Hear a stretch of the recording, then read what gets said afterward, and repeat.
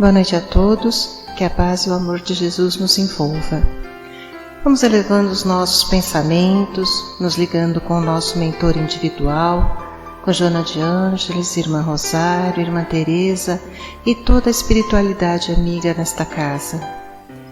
Vamos nos ligar com nossa mãezinha querida, Maria de Nazaré, pedindo a ela que nos envolva em sua luz, em sua paz e que nos acompanhe em nossa ligação com Jesus, nosso Mestre.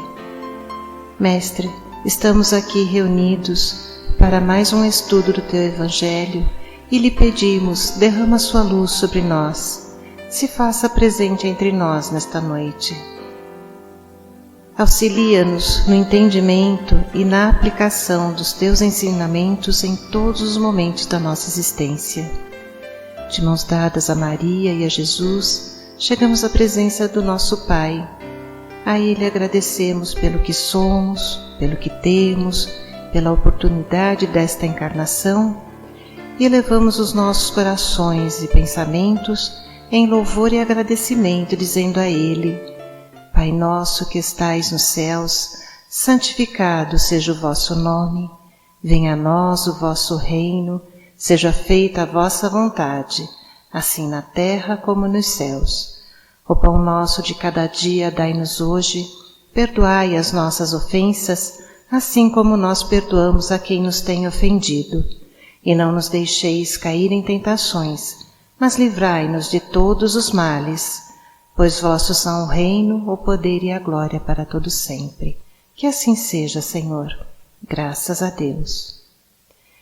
E vamos nos ligando neste momento com as equipes de tratamento da casa. Vamos pedir a luz branca do Cristo sendo projetada sobre todos os nossos assistidos, para que eles recebam dessa maneira a luz, a paz e uma harmonização. Vamos nos ligar com as equipes de P2 e pedir a projeção da luz azul em todo o sistema nervoso central dos nossos assistidos, trazendo o equilíbrio e a força para esses centros de força. Vamos nos ligar com as equipes de CH, pedindo a projeção da luz rosa no cardíaco dos nossos assistidos, para que a confiança, a fé e a esperança se fortaleçam em cada um deles. Nos ligamos nesse momento com as equipes de P3B e pedimos a projeção da luz branca do Cristo, da luz azul, na mente e no coração de cada assistido.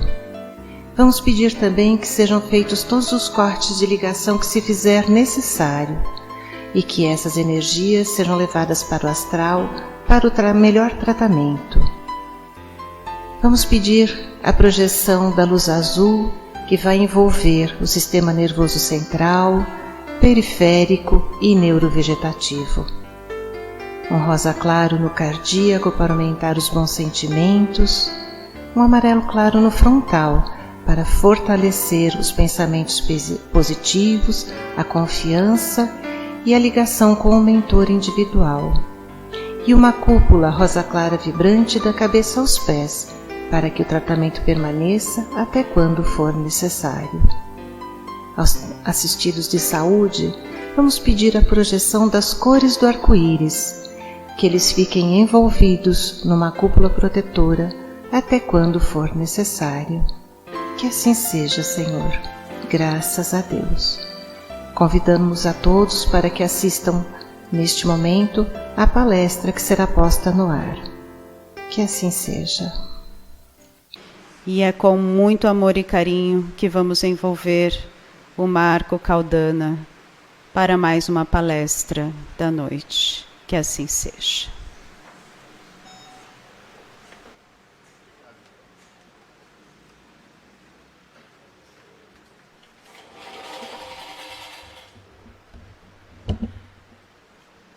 Boa noite a todos. Que a paz e a luz do nosso Divino Mestre, do nosso meigo Rabi da Galileia, esteja e permaneça junto de nós durante toda a noite.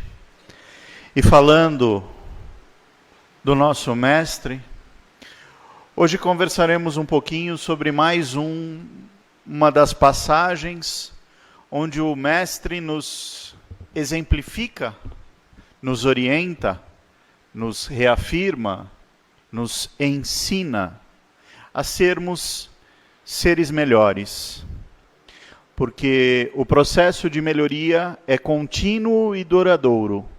Começou lá na nossa infância espiritual, onde reconhecemos a necessidade de nos desenvolvermos, de aprendermos, e continua nos dias atuais, na nossa encarnação atual, conhecendo e reconhecendo a nossa ainda pequenez perante as possibilidades do espírito imortal, mas reconhecendo as nossas potencialidades em crescendo, em laboreando, em buscando esta transformação, essa reforma interior, alcançarmos mundos e tempos mais felizes.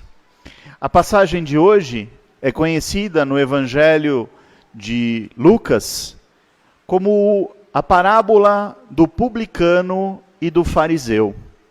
E vou pedir a liberdade dos senhores e senhoras de ler na íntegra o pequeno trecho, para que a gente possa aferir os conhecimentos dessa passagem e refletir sobre algumas das possibilidades que o Cristo nos trouxe.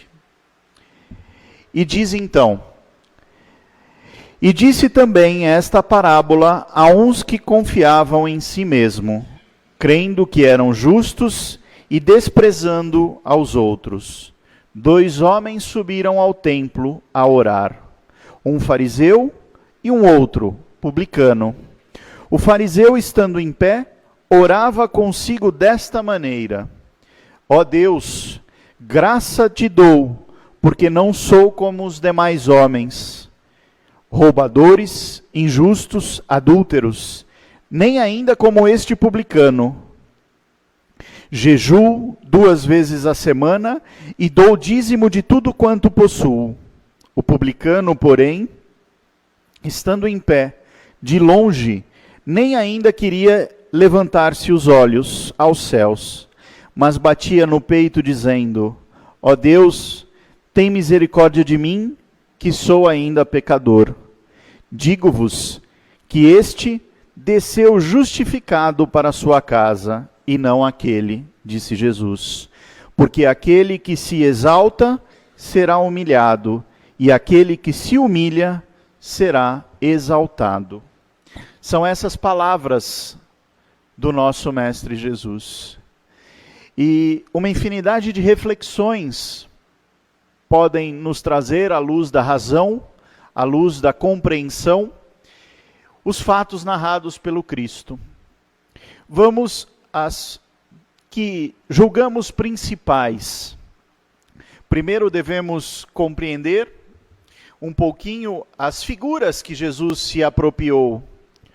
O fariseu, o povo fariseu, ou aqueles intitulados fariseus, naquele momento histórico, possuíam conhecimento da lei, possuíam conhecimento dos ensinos de Moisés e da doutrina do Deus Uno.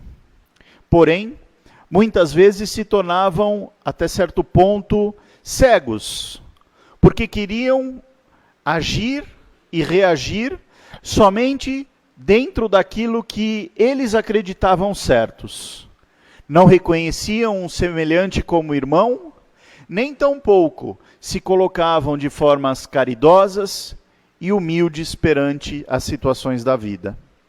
Já o publicano era conhecido e taxado pelo povo daquela época como um materialista, se assim podemos dizer, porque eles desempenhavam a função de cobrar impostos. Eram eles que iam de localidade em localidade, de casa em casa, aferindo os impostos sobre as plantações, sobre a cultura e o cultivo de plantas, de animais, a pecuária e assim por diante, aos artesãos, e disso tiravam do povo uma parte, uma parcela, destinando ao Império Romano. E aí Jesus usa esses dois elementos para nos colocar em xeque como nós agimos quando vamos a orar. Ele fala que ambos adentraram ao templo, uma casa de oração, a casa de Deus, como os antigos identificavam, e como ainda até hoje muitos julgam os templos, as igrejas, as sinagogas e assim por diante. E entraram os dois, simultaneamente. O fariseu, se julgando acima dos demais, por supostamente aplicar todos os conhecimentos da lei, por supostamente, e façam desse supostamente as minhas interpretações, as quais divido com vocês, colocando que ele era dito perfeito, porque era justo, porque era bondoso, porque não era ladrão, porque não deixava de fazer as coisas certas, não era adúltero, enfim, ele mesmo foi juiz e julgado pela sua própria ótica, pelo seu próprio entendimento. Podemos interpretar esta colocação, esta ordenação do nosso personagem fariseu, como atualmente muitos orgulhosos se colocam perante a vida, sabendo ou supostamente achando serem eles sabedores de toda a verdade, conhecedores de tudo e de todos. Enfim, pessoas que esquecem do exemplo do mestre. Porque o mestre, em todas as suas oportunidades, agia com humildade, agia com simplicidade, tratava a todos de maneira igualitária. Sabia ele ser um espírito evoluído perante a humanidade. E em momento algum, ele se autoproclamou ou se autoconsiderou superior a ninguém. Tratava a todos com simplicidade, com um olhar afetuoso, com caridade, com fraternidade. Conceitos esses que nos dias atuais, muitas vezes, faltam à humanidade, não é mesmo? Muitas vezes vemos e agimos perante aos nossos próximos, à sociedade, aos nossos vizinhos, ou até mesmo a pessoas que hoje encarnam em situações mais difíceis, em provas e em expiações, e nós nos colocamos de forma diferenciada. Nós, usando um tema atual, uma forma atual de falar, nos achamos superiores e supremados. Agimos em discordância com o ensinamento do Cristo. Nos distanciamos, na verdade, dele e dos espíritos superiores. Em contrapartida, o outro personagem do conto, o publicano, que supostamente, ou na visão do fariseu, possuía uma vida indigna, por ser ele cobrador de impostos, por ser ele alguém muito mais próximo do material, do mundo material, do que do mundo espiritual, julgado por alguém que não o conhecia, simplesmente pela aparência. E sabemos que um bom livro não se conhece só pela capa. Também diz o conhecimento popular que quem vê cara, não vê coração. E este publicano chega na casa de oração e não tem nem a coragem, vamos assim dizer, ou melhor, possui tanto respeito a Deus, que não se sente digno de elevar o seu olhar ao altar. Reconhece os seus pecados, as suas faltas, as suas dificuldades e se sente pecador. Mas, ao reconhecer as suas faltas, pede ao bom Pai, ao Pai misericordioso, que haja com ele com misericórdia. O reconhecimento dos nossos erros é parte fundamental no nosso processo de transformação. E o Cristo, há muitos séculos atrás, há mais de 2000 anos, traz através dessa parábola, desse conto, o entendimento que para nós, espíritos errantes, porque aprendemos com as experiências que passamos, reconhecer quando erramos é, se assim podemos dizer, divino. Reconhecer quando agimos incorretamente, quando pensamos de uma forma equivocada, quando julgamos e não deveríamos ter o feito, é o primeiro passo para transformar as nossas ações.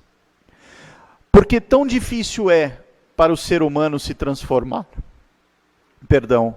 se reformar, que se não reconhecer as suas faltas, poderíamos dizer que é quase impossível este processo acontecer.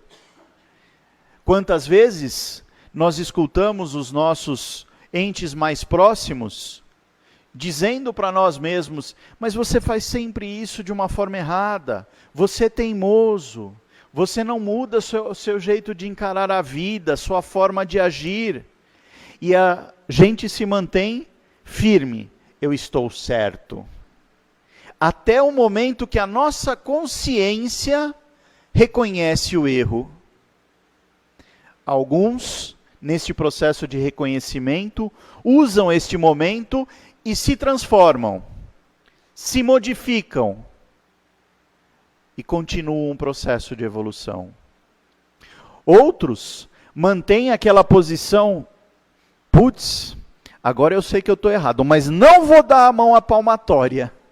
Vou manter a minha posição como se eu não tivesse em erro. Ó o orgulho aí se movimentando. Ó o orgulho do fariseu, ainda nos tempos presentes, se mostrando em irmãos e em irmãs no caminho da evolução. Reconhecer o orgulho e reconhecer que no orgulho nós desperdiçamos as maiores oportunidades de crescimento espiritual, que nestas situações nós dificultamos, se assim podemos dizer, o nosso caminho de transformação, é a mais pura verdade. No orgulho, em todas as suas facetas, estão a essência da maior parte dos problemas da humanidade. Nações entram em guerra por orgulho de superioridade. Pessoas morrem por orgulho de não reconhecer a igualdade entre povos e entre irmãos. O orgulho de se achar o soberano, o onipotente, o maioral, faz com que ainda nos tempos atuais haja choro e ranger de dentes, haja sangue derrubado de irmãos, porque todos nós somos irmãos, porque não aprendemos ainda a sermos humildes e reconhecer em nossos irmãos uma única fraternidade, uma única irmandade. Somos todos semelhantes, independentes do nosso credo, da nossa cor, da nossa raça, da nossa origem. Jesus agiu com amor para com tudo e para com todos. E nós ainda não conseguimos reconhecer este processo. Jesus é tão atual, mas tão atual, que este texto contado há mais de 2000 anos poderia representar situações vividas no presente. Éramos só trocar os nomes, publicano, fariseu, e assim por diante, e encontraríamos nações contra nações, religiões contra religiões, simplesmente pelo orgulho. O orgulho gangrena a natureza humana. O orgulho dissipa o amor. E é por isso que, no aprendizado do ser imortal, é tão importante trabalharmos e alcançarmos a compreensão do nosso espírito para nos afastarmos de pensamentos orgulhosos e nos colocarmos mais humildes perante a vida e o Criador. A terceira reflexão que podemos fazer neste entendimento de como se portou o fariseu, de como se portou o publicano, de como nós nos portamos quando conversamos com Deus, está justamente na prece. A prece, independente da religião, independente da forma como cada um queira alcançar este elo de ligação com a energia superior que nós chamamos de Deus, e que é, para nós e para toda a humanidade, um ser único, soberanamente justo e bom, como nós realizamos as nossas conversas com o Pai? Será que estamos mais perto da humildade ou do orgulho? Será que nos lembramos de agradecer, mesmo quando temos que solicitar, quando temos que pedir? Mas, mesmo ao pedir, usamos da humildade a forma de alcançar ao Pai? Ou nos colocamos com este pensamento orgulhoso, dominador, esperando que Deus faça e haja segundo as nossas vontades? Seria esse um ledo engano? Será que todas as vezes que não compreendemos que a vontade do Pai é que sejamos felizes, mesmo que para isso tenhamos que passar por alguns momentos de sofrimento, de dificuldades, de dores, será que não precisamos ampliar um pouco a nossa visão de vida e de eternidade, para sabermos que, como tudo se dá pelo que fizemos, a lei de causa e efeito rege o universo, e que se sofremos hoje, estamos reparando um sofrimento que quiçá fizemos a alguém no passado, mas que acima de tudo estamos compreendendo e apreendendo nesse processo, porque a vida é uma grande escola. E se agirmos com resignação, com o entendimento das necessidades dessas provas, seremos com certeza, num futuro bem próximo, mais felizes do que podemos ser hoje.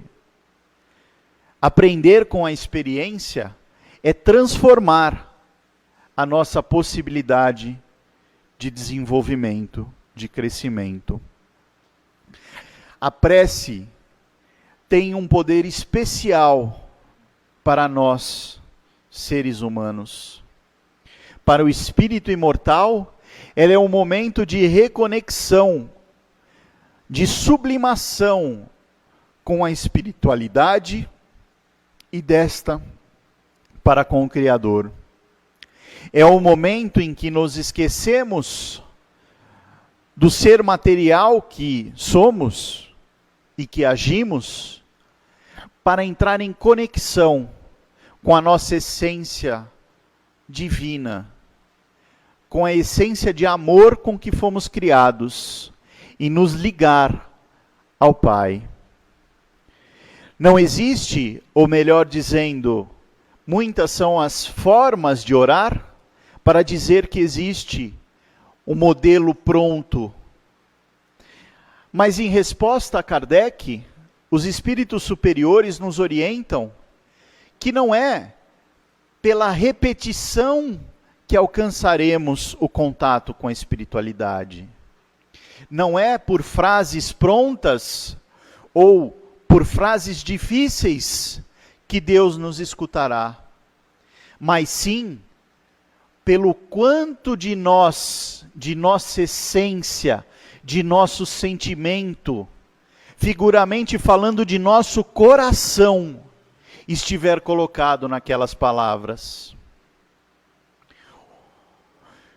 Os Espíritos nos orientam, e o próprio Jesus nos disse: recolhe-te na singularidade do teu local de repouso, distancia-se das atribulações, das interferências externas, e deixa a sua essência falar, e deixa o seu espírito clamar ao Pai aquilo que é necessário para nós.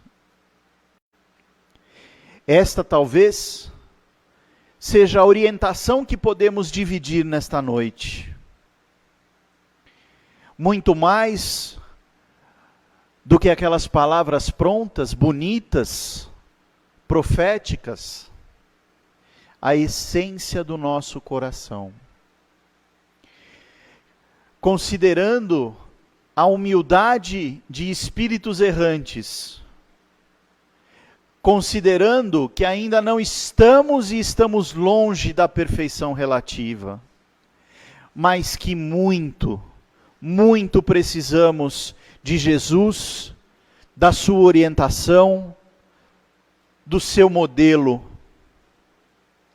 e reconhecendo neste exemplo a nossa verdade, o nosso caminho, a nossa vida, encontraremos sim a felicidade, a paz e tudo aquilo que almejarmos em nossas preces. O caminho é esse. A verdade que Jesus veio nos trazer é esta. Ele nos mostra com a sua singular humildade o quanto podemos fazer pelos nossos semelhantes. Seja através de uma simples prece, seja através de um pedido ao Pai por um semelhante em aflição. Já estamos dando os primeiros passos, para num futuro, quem sabe não tão distante, podermos agir como Jesus agiu, amar como Jesus amou, viver como Jesus viveu. E o final desta passagem nos faz ainda um aconselhamento, Jesus, o qual também vou trazer um pequeno recorte. Fala-nos o final da parábola, no último versículo trazido por Lucas: porque qualquer que a si mesmo se exalte, será humilhado, e qualquer aqui que si mesmo se humilha, será exaltado. Isso nos faz refletir que a humildade deve e pode ser executada por meio de serviço ao semelhante. É nos colocarmos a serviço do nosso próximo. E Francisco Cândido Xavier, através do irmão X, traz o seguinte recorte: onde está a humildade, à disposição para servir e fielmente a Jesus. O verdadeiro humilde, embora conheça a insuficiência própria, declara-se escravo da vontade do Senhor para atender-lhe aos sublimes desígnios, seja onde for. Que possamos nós nos colocar como servidores, como aprendizes, como discípulos deste Mestre Jesus, seja onde for, com alegria, com amor, com humildade, e com certeza nós estaremos dando passos no nosso processo de evolução. Com certeza estaremos trazendo para nós mais alegria, mais felicidade, estaremos nos aproximando da espiritualidade amiga e vivendo de uma forma mais leve, sejam quantas forem as atribulações que nos cercam. Que Jesus possa ser e continuar sendo, e ser por toda a eternidade o nosso divino modelo, para que possamos um dia, junto dele, auxiliar em sua obra, e quiçá este dia não seja a partir de hoje. Fica o convite, fica a reflexão, fica o amor do Mestre em nossos corações, e que este amor nos une e nos envolva por todo sempre. Que assim seja.